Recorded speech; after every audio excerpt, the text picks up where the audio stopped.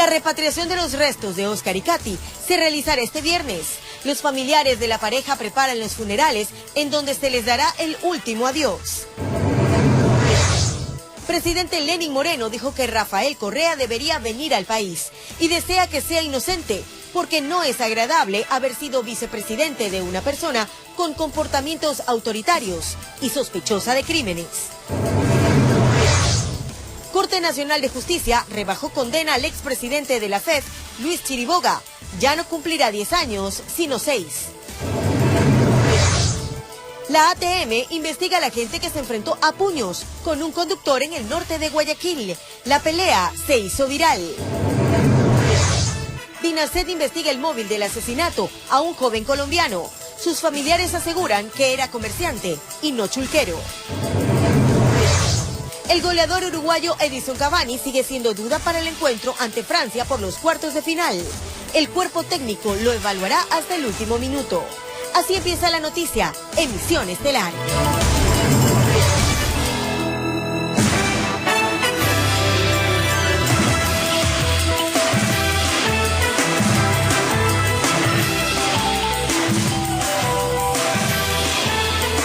Queridos televidentes de todo el país, buenas noches y bienvenidos. El Consulado de Ecuador en la localidad colombiana de Ipiales confirmó la hora de salida de los cuerpos de Oscar Villasís y Katy Velasco desde el aeropuerto de Pasto. Familiares de las víctimas permanecen en compañía de las autoridades de Ecuador a la espera de que puedan retornar al país.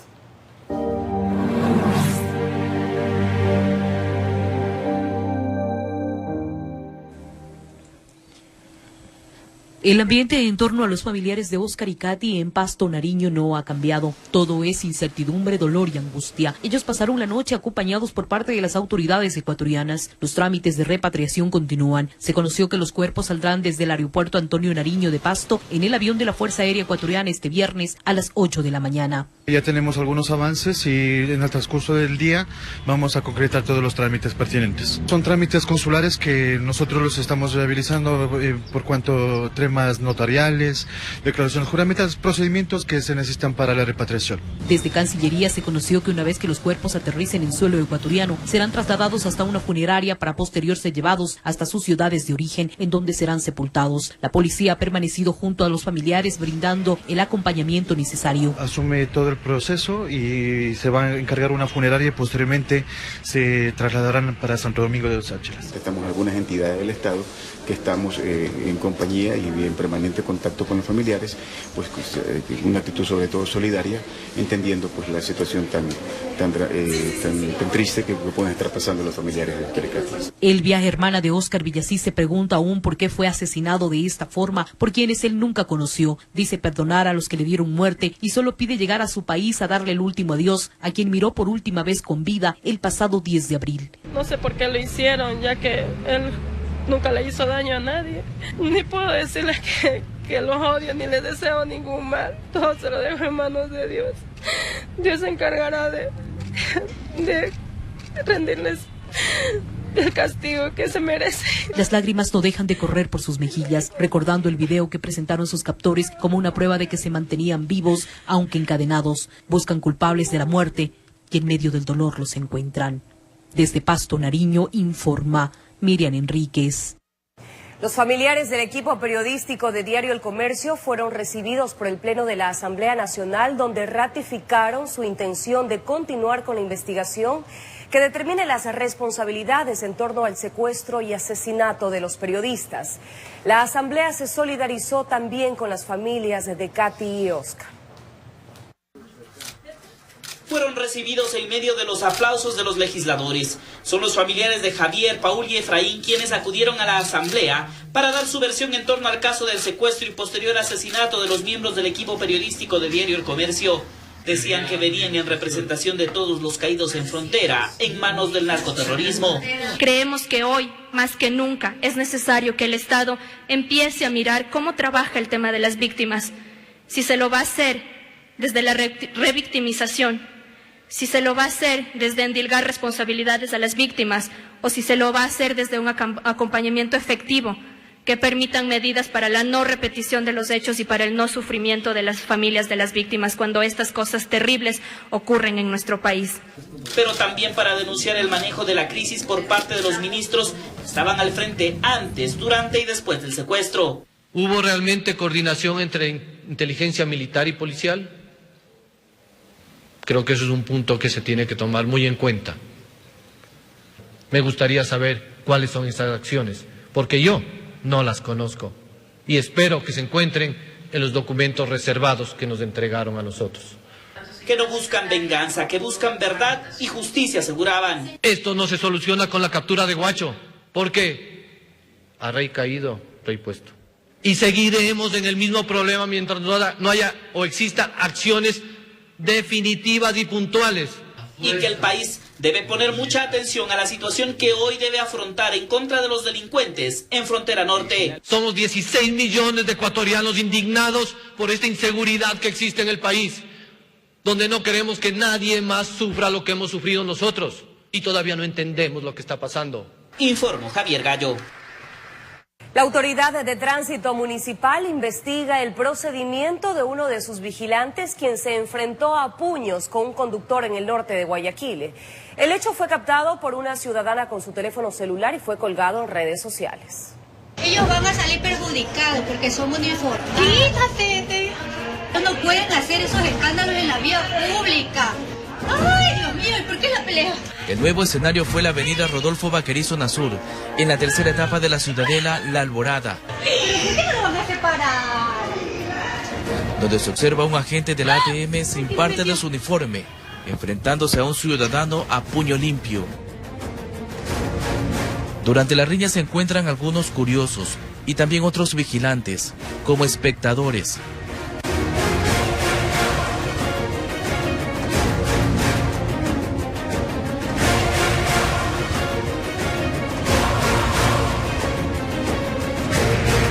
Después de unos minutos, reaccionan y los separan. Y finalmente el señor que no pertenece al ATM termina con sangre en la parte posterior de su cabeza y también en la camiseta.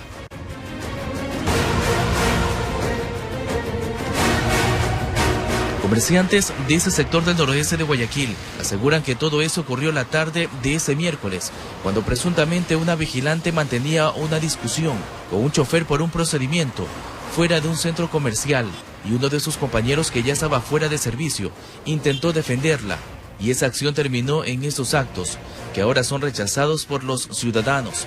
Llegó la policía y los más vigilantes a ayudar al compañero. Los dos están mal ahí, no estoy de acuerdo, ni para el conductor ni para la ATM. Sí, lo conozco. ¿Sí lo conoce? Sí, lo conozco, es mi pana aquí, todos los días, oiga.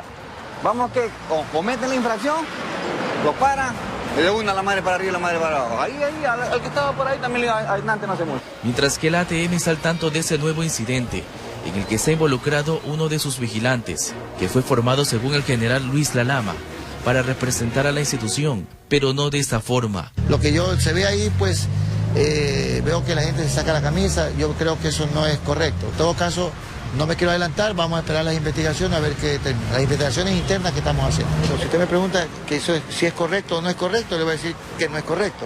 De forma permanente le estamos inculcando que ellos no deben de caer en la provocación de cualquier ciudadano. Eso no lo podemos hacer. Los gastos médicos del perjudicado fueron pagados supuestamente por el agente de la Autoridad de Tránsito Municipal, con quien habrían llegado a un acuerdo en un caso que, según la Policía Nacional, no hubo detenidos, informó Charlie Pisa.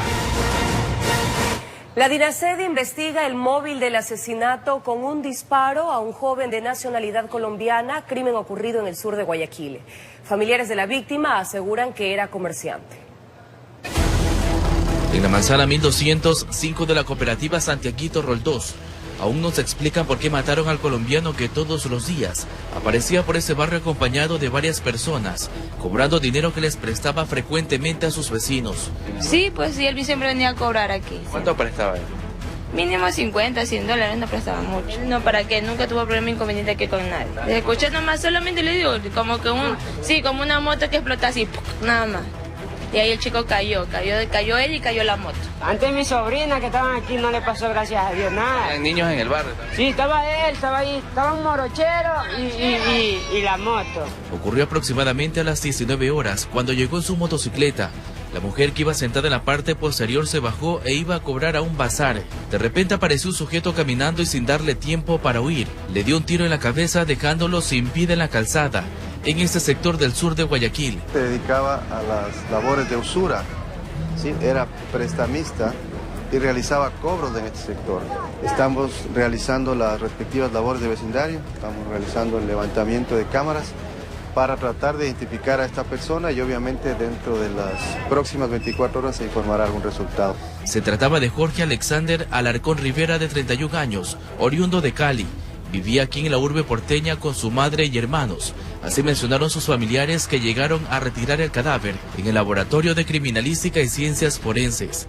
Él era comerciante, por ejemplo, él vendía ropa, sí, traía de Colombia ropa para vender así. Por eso desconocemos que él haya sido chulquero. Mientras que aquí están alarmados por la inseguridad a la que, según ellos, están expuestos diariamente. Aunque creen que este asesinato se habría originado supuestamente por un ajuste de cuentas, ahora prefieren estar encerrados en sus casas para estar más tranquilos, informó Charlie Pisa. El presidente Lenín Moreno instó al exmandatario Rafael Correa a regresar al Ecuador para enfrentar a la justicia.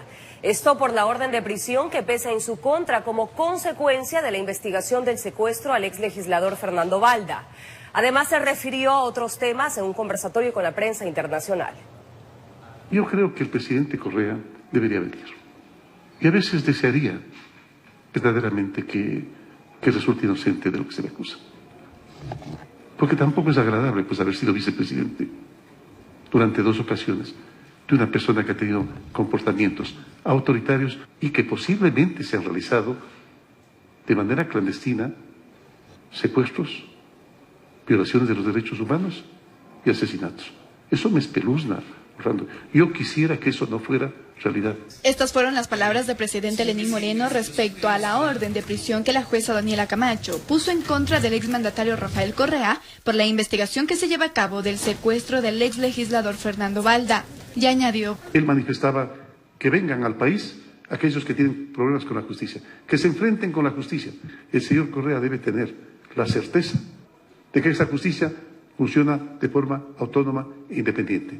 Sobre el argumento de que Correa sería un perseguido político, también enfatizó: Lo mismo podría ser el Chapo Guzmán, pues. Cualquiera podría hacer lo mismo, declararse un perseguido político. Y siempre encontraré un abogado que encuentre argumentos legales como para declararme perseguido político. Los ecuatorianos sabemos que no es así. Los ecuatorianos sabemos que muchas cosas extrañas han ocurrido durante ese periodo. Y lo único que queremos es que haya verdad y que haya justicia, nada más. Estas declaraciones las realizó en un conversatorio con agencias internacionales de noticias y reiteró su llamado a los países vecinos por respetar la autonomía del Ecuador. Somos un país tolerante, que ha estado actuando reactivamente con respecto a temas internacionales, poco proactivamente, por respeto, por tolerancia, pero la tolerancia tiene un límite y que por favor no la rebasen. Además se pronunció respecto a las declaraciones del exmandatario en su contra, en donde Correa sugirió que Moreno desfoga amargura por haber quedado condenado a una silla de ruedas. Utilizar una canallada de ese tipo me parece que es desacertado, así como yo no podría decir que cierto tipo de comportamientos delictivos tuvieron origen en aspectos familiares y sociales. No lo haría, bajo ninguna circunstancia, porque lo consideraría una miseria humana. En la cita también se refirió a otros temas. Dijo que se solicitará a los países miembros de la UNASURE que el edificio que ahora se ocupa como sede sea cambiado, y adelantó que se avisora una solución a mediano plazo para el asilo político de Julian Assange en la Embajada de Ecuador en Londres. En Quito informó Andrea Orbe. En medio de un intenso debate, la Asamblea aprobó una resolución en rechazo a las declaraciones del expresidente Rafael Correa en contra del presidente Lenín Moreno por su discapacidad física. Esta resolución fue aprobada en medio de intercambios verbales entre legisladores. La moción la pedían desde el sector morenista tras estas declaraciones del expresidente Rafael Correa. Yo creo que también hay algo patológico. Algunas veces, ¿no? Las personas que han sufrido una tragedia como la que sufrió, él era un deportista, le metieron un balazo en la espalda en un asalto y quedó condenado a una silla de ruedas, guardan una amargura, una frustración con la vida, ¿no? Una frustración hacia los demás. No estamos diciendo que son todos, son ciertos casos que no saben manejar el poder y desfogan esa amargura. Catalogaban a estas expresiones como discriminatorias y no solo en contra del presidente Lenín Moreno, sino en contra de todas las personas con discapacidad.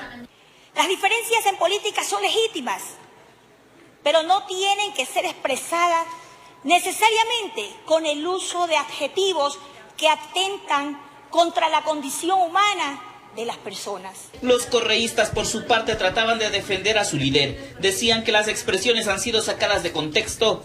Y aunque se hablaba de respeto y tolerancia, las declaraciones se encendían de a poco. El debate terminó en un cruce verbal entre las legisladoras María Mercedes Cuesta y Marcela Guiñaga. Gracias a Dios, porque Dios es bastante bueno, la señora Mercedes Cuesta no es parte de nuestra bancada. Porque yo no podría ser jamás miembro de una organización política de un delincuente. Ese sí es delincuente, como el señor Bucarán. Un hombre no siempre es un caballero y una mujer no siempre es una dama. No respondo por ningún líder, respondo por mis palabras y por mis actos. Y cuando yo ofenda a alguien, tenga la seguridad y que tener la valentía de levantarme a pedir disculpas, como lo he hecho cuando he ofendido a alguien o he tenido un mal comportamiento. Y acá le terminaron recordando a la legisladora Guiñaga el altercado que protagonizó semanas anteriores en contra de María José Carrión, que fueron registrados en estas imágenes. Himno nacional de la República. La asambleísta Guiñaga se dio la vuelta y me insultó. Felizmente, solo todos lo vimos. No es un invento mío, no es un invento mío, señoras y señores. Pero no se puede exigir respeto si no se da respeto. Yo rechazo que una asambleísta que insulta y le dice perra tal y cual a otra legisladora pueda hablar siquiera de que está ofendida por los insultos. María José Carrión pedía respeto y que se reconozca que el expresidente Correa se equivocó. También hubo tiempo para recriminar a la expresidenta de la Asamblea, Gabriela Rivadeneira. Por favor, respete, asambleísta, préndalo. Si no lo aprendió como presidenta, apréndalo como asambleísta. Al final, y tras un intenso cruce verbal, la resolución fue aprobada con una mayoría absoluta. Tan solo los correístas se opusieron. Con esto, la Asamblea se solidarizó con el presidente Lenín Moreno tras las declaraciones del expresidente Rafael Correa. Informó Javier Gallo. Y cientos de simpatizantes de diferentes provincias del país, afines al expresidente de la República, Rafael Correa, marcharon en Quito desde el Parque El Arbolito hasta la Plaza de Santo Domingo. Además de la militancia que sigue al exmandatario, también estuvieron figuras políticas del correísmo, quienes afirmaron que el motivo de su concentración era para protestar por lo que consideran una persecución política a su líder y por el actual del gobierno de Lenín Moreno. El caso ya ecuatoriano que quiere involucrar directamente a Rafael Correa en un proceso penal, sin seguir el debido proceso, rompiendo el Estado de Derecho y sin ninguna prueba para el involucramiento. ¿Cuál es el objetivo? No solamente que no regrese, que ya lo lograron en la consulta inconstitucional, prohibiendo su presentación como candidato presidencial. Hoy no quiere que regrese a liderar la principal fuerza política que tiene el Ecuador, que es esta base de la Revolución Ciudadana. En otro ámbito de la información, la justicia ecuatoriana redujo la pena de cárcel que pesa sobre Luis Chiriboga, expresidente de la Federación Ecuatoriana de Fútbol.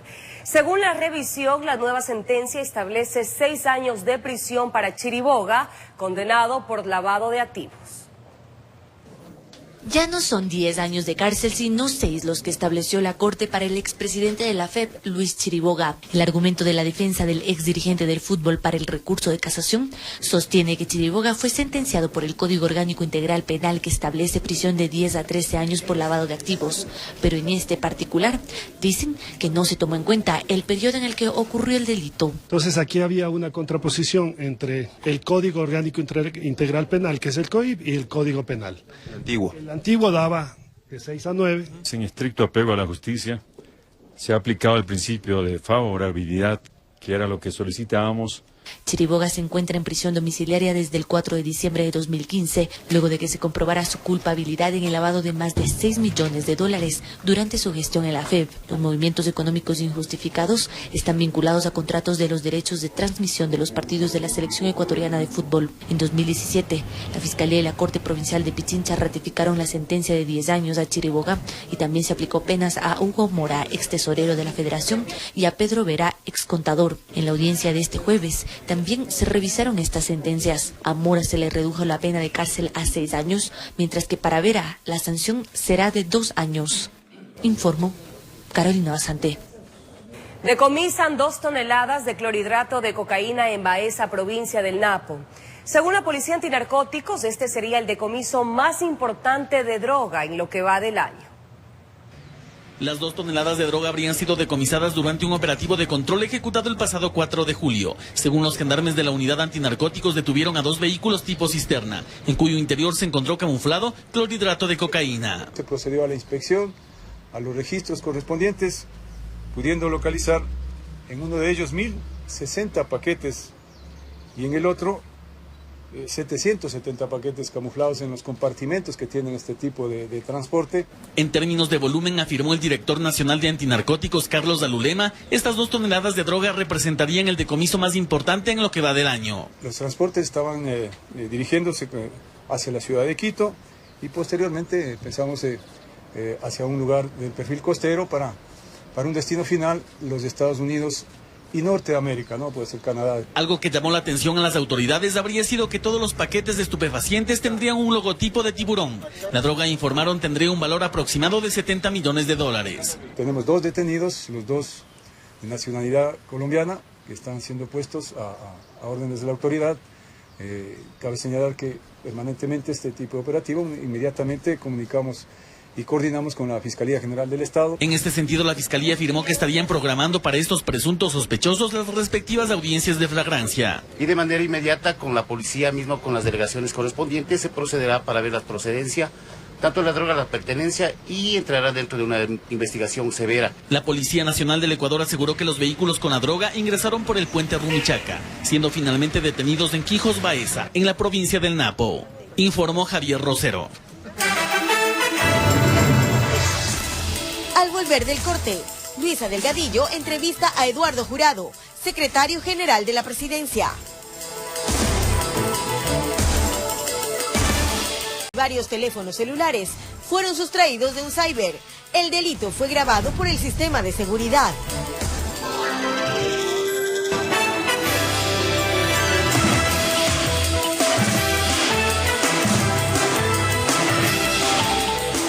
Gracias, amigos televidentes, por continuar en nuestra sintonía y efectivamente, como lo habíamos anunciado antes de ir a la pausa, nos acompaña don Eduardo Jurado, secretario general de la Presidencia de la República del Ecuador. Qué gusto que nos acompañe, don Eduardo, buenas noches y bienvenido. Gracias, Luisa, buenas noches. El gobierno asegura que ni encubre ni persigue a nadie. ¿Se ratifican en esta afirmación? Esto a propósito de la orden de prisión que pesa contra el exmandatario Rafael Correa. Absolutamente, ese es un tema judicial. En el gobierno del presidente Lenín Moreno creemos en la independencia de los poderes, somos muy respetuosos de las instituciones democráticas y sobre todo de la justicia. Entonces la justicia es un tema de la justicia, esto lo está manejando la justicia, de manera que nosotros simplemente no intervenimos más que en lo que corresponde a la parte de la función ejecutiva. No obstante, el exmandatario Correa, a través de medios internacionales, televisivos, de prensa escrita, ha manifestado que la consigna es matarlo, meterlo preso o impedir que regrese al Ecuador. Yo creo que él es víctima de sus propios miedos y temores. ¿Por qué? El que nada debe, nada teme. Entonces, no sé a qué se deba los miedos que tiene el expresidente. Más bien yo miro con mucha preocupación el hecho de que esta campaña yo diría hasta de desprestigio para el país, ¿no? se haya tomado fuerza por estos tristes acontecimientos. Pero como le repito, esto es un tema entre el expresidente y la justicia ecuatoriana. Sin embargo, y analizando un poco el contexto de las declaraciones vertidas por el exmandatario, ¿qué ha dicho él? En Ecuador no hay Estado de Derecho. En Ecuador el Contralor y el Fiscal me están persiguiendo y fueron escogidos a dedo. ¿Cómo hacer para que este tipo de declaraciones, como usted lo dice con muy buen criterio, no afecten la imagen del país a nivel internacional? Porque son declaraciones y acusaciones muy graves. ¿Han tomado ustedes alguna determinación o decisión respecto de qué hacer para que estas declaraciones no nos afecten y que de alguna u otra manera el expresidente deje de hacer este tipo de declaraciones? Bueno, ya hubo una rueda de prensa en la que se manifestó cuál es la postura del gobierno ecuatoriano frente a esta situación. Nosotros tenemos muchos temas que resolver en el país como para estar preocupados solamente de este tema. Pero afecta, sin duda. ¿No han empezado a tomar algún tipo de acción legal más allá de aquella que ya pesa sobre el exmandatario? No, absolutamente. Le repito, o sea, la independencia de poderes. Esto es un tema que compete exclusivamente a la justicia. Nosotros no tenemos nada que hacer allí. Me refería a algún tipo de acción legal por difamación o por desprestigio a la imagen del Ecuador. No, absolutamente. ¿No cree que sea necesario llegar a ese punto? No, salvo, mejor criterio de los entendidos, desde mi punto de vista, no. Ok, el caso Correa, sin embargo, rompe el bloque bolivariano. ¿Hasta dónde las reacciones de Bolivia y Venezuela frente a lo que está ocurriendo con el expresidente Correa podrían, sin embargo, de lo que usted manifiesta, poner en entredicho el respeto a la institucionalidad del Estado y la independencia de poderes en el Ecuador? Bueno, es lamentable lo que está pasando el pueblo venezolano. Nosotros somos víctimas de esta participación que hemos tenido en el bloque bolivariano al que usted hace referencia. El Ecuador ha tenido que pagar de alguna manera el costo de la migración venezolana. Nosotros recibimos, por el Ecuador han pasado más de 350.000 venezolanos, lo cual se calcula que alrededor de 150.000 estén acá. Eso es un costo para nuestro país.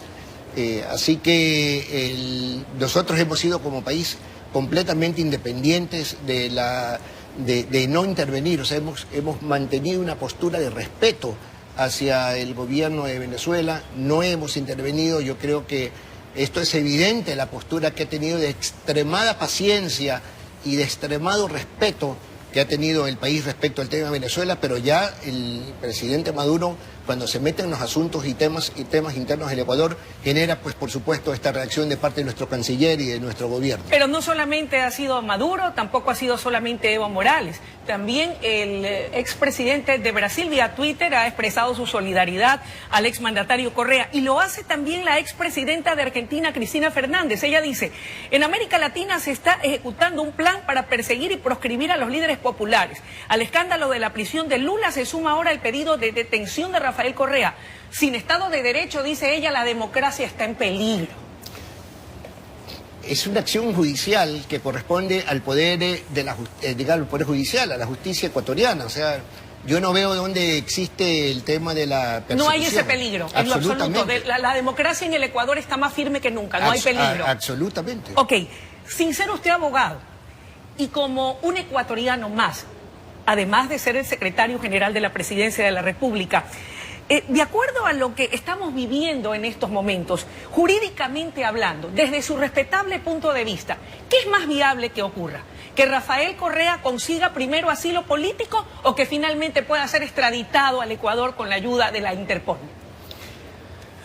Mire, como usted bien dice, yo no soy abogado, no entiendo, no se me pasa por mi mente en este momento cuál sería su estrategia. Yo estoy preocupado de temas más importantes. ¿Cómo cuáles, por ejemplo? Por ejemplo, yo estoy preocupado de la articulación de los sectores productivos del país, del desarrollo de todos los planes de gobierno, de llevar adelante todos los programas emblemáticos del gobierno, que son muchos. Así que tenemos bastante trabajo, bastantes frentes. Estamos muy preocupados por resolver el tema de la economía. Estamos preocupados también por todos los compromisos sociales que tenemos. Entonces hay como que mucho trabajo como para andar ya... Tal vez con esto entonces lo que se busca es distraer la atención. Me refiero a las declaraciones del exmandatario en el extranjero, de sus adeptos y coidearios aquí. Le pregunto esto porque esta tarde, obviamente, se reunieron pues en el Parque del Arbolito sus simpatizantes. Y aquí cabe otra pregunta, don Eduardo. ¿Qué es lo que va a estar permitido y qué está prohibido en materia de marchas, de movilizaciones, ya sean a favor o en contra del exmandatario o del gobierno nacional, para que la gente lo tenga súper claro y nadie se pierda. Bueno, entiendo que el Ministerio del Interior, a través de los respectivos permisos, lo mismo que las autoridades locales, perfectamente permiten todo tipo de marchas o de adhesiones que existan en uno o en otro sentido. Así que yo no veo ninguna razón por la cual pudiera haber algún impedimento de alguna marcha de simpatizantes respecto de una u otra posición. Ahora, don Eduardo, a propósito de aquello que usted dice es la prioridad del gobierno nacional, atender el tema económico, por ejemplo, avanzar con el tema de las alianzas comerciales que van a ser vitales y que son estratégicos para poder apuntalar el desarrollo de la economía. Los denominados líderes progresistas de izquierda como Maduro, como Morales, como Lula, dicen que el presidente Moreno se ha derechizado, olvidándose, según ellos, de los preceptos ideológicos que lo llevaron al poder, aquellos de la izquierda. Le pregunto entonces, en base a esta reflexión, de izquierda, de derecha, de centro, ¿cuál es la ideología para tenerlo así súper en claro y no perdernos del camino? Miren, mi ideología es producir o no producir. O sea, ¿de dónde está, de qué lado está usted? ¿Del lado de la producción y de la generación del empleo, de la creación de un sistema económico sostenible que permita crecer a un país y dejar un legado a las siguientes generaciones de un país próspero? ¿O lo otro es hundir un país en medio de la política, del gasto, del desempleo? Y entonces, el caso práctico, mire Venezuela. Eso es, digo, ¿qué es lo que se entiende por izquierda y por derecha? ¿O qué es lo que se entiende por la prosperidad o la no prosperidad? Cuando nos referimos al caso del fenómeno que está pasando en Venezuela, ¿eso es hablar de prosperidad? ¿Eso es hablar de crecimiento? Sin lugar a dudas ¿Eso es hablar de empleo? Así es. Entonces, eso es lo que no hay que hacer. Lo que hay que hacer es lo que estamos haciendo nosotros. En este momento nosotros tenemos que lograr la implementación de más de 115 contratos de cartas de intención de inversión de empresas del sector productivo que se han comprometido a invertir alrededor de 9.000 millones de dólares en el Ecuador, de inversión privada, que pueden generar entre 200 y 250.000 empleos. Entonces, esto de aquí es lo importante para nosotros y es lo que nosotros tenemos que enfocarnos. Ahora, para que esto sea realidad, tenemos que desarticular nudos críticos que tenemos en otras áreas. ¿Como por ejemplo? Por ejemplo, permisos ambientales. Entonces, no es posible de que venga una empresa que quiere invertir en el Ecuador y generar empleos mañana, y inyectarle a la economía su inversión mañana, y nosotros le digamos, mira, pero que tenemos que esperar 3 años para que se apruebe el permiso ambiental. Me queda claro en todo caso, don Eduardo, y ya para finalizar, pues estamos contra reloj, así es el tiempo en televisión, hacia allá irá orientado el interés y la preocupación del gobierno nacional. Nuestra preocupación es producir, generar empleo y salvar la economía del país. Le agradecemos muchísimo su presencia, amables televidentes. Ha estado con nosotros don Eduardo Jurado, secretario general de la Presidencia de la República. Nos vamos a una breve pausa, pero ya regresamos con mucho más desde la noticia.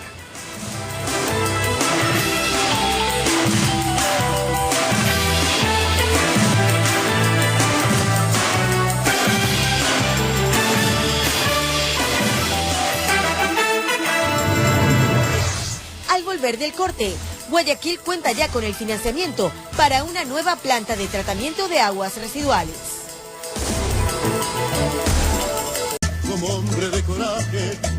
Amigos, ya estamos de regreso para informarles que Guayaquil ya cuenta con el financiamiento para la planta de tratamiento de aguas residuales Los Merinos. Esta obra servirá a 1,5 millones de habitantes del centro y noroeste de la ciudad.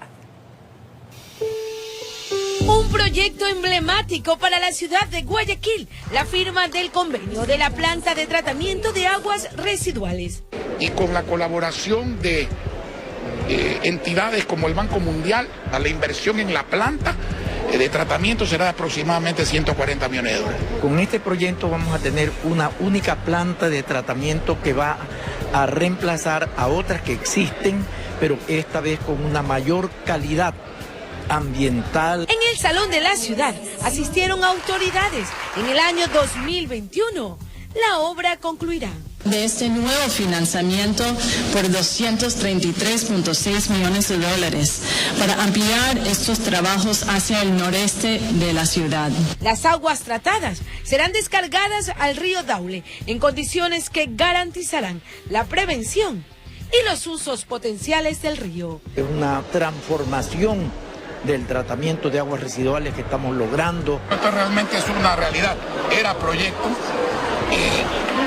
Este es el final de la construcción de las plantas de tratamiento de agua servida que Guayaquil tanto requería.